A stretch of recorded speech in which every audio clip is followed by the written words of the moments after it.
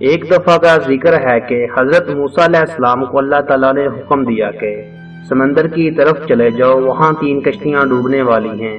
حضرت موسیٰ علیہ السلام فوراً حکم الہی کی تعمیل کرتے ہوئے سمندر کی جانب چل دیے۔ ساحل پر سکون تھا، بہت دور سے ایک کشتی آتی دکھائی دی جو آہستہ آہستہ ان کی طرف بڑھ رہی تھی۔ ابھی وہ کنارے سے کچھ ہی فاصلے پر تھی کہ حضرت موسیٰ علیہ السلام نے آواز دی کہ اے کشتی والو، اللہ کا حکم آنے والا ہے، ہوشیار رہنا۔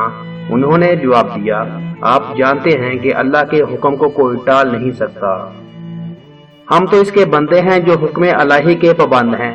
کشتی والے ابھی یہ بات بول ہی رہے تھے کہ اچانک ایک موج اٹھی اور کشتی ڈوبنے لگی۔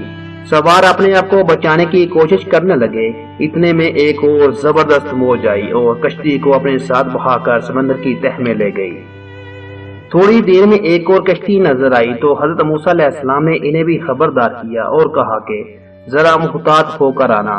انہوں نے بھی پہلے والوں کی طرح جواب دیا کہ جو کچھ ہونا ہوگا ہو کر رہے گا، اور کشتی کو کنارے کی طرف لاتے رہے، یہاں تک کہ ساحل کے قریب آتے آتے یہ کشتی بھی ڈوبنے لگی۔ حضرت موسیٰ علیہ السلام اللہ کی حکمت کے بارے میں سوچوں میں مخو تھے کہ انہیں ایک اور تیسری کشتی آتی دکھائی دی۔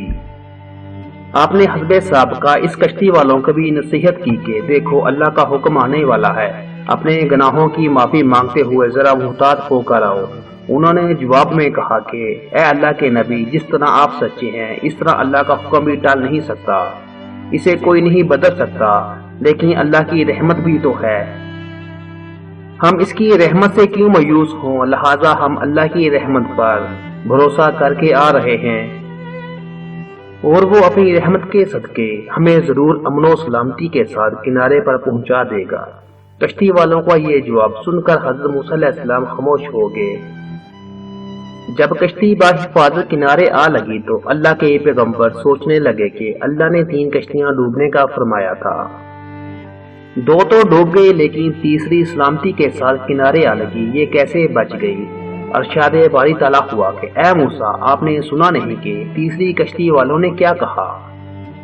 انہوں نے میرے حکم کو تسلیم کیا تھا، میری رحمت کو آواز دی تھی اور اس پر پورا توکل اور بھروسہ بھی کیا تھا، تو اس لیے یہ کشتی میری رحمت کے طفیل بچ گئی، کیونکہ جو بھی میری رحمت کے دروازے پر آ کر صدا دیتا ہے میں اسے نا امید نہیں کرتا۔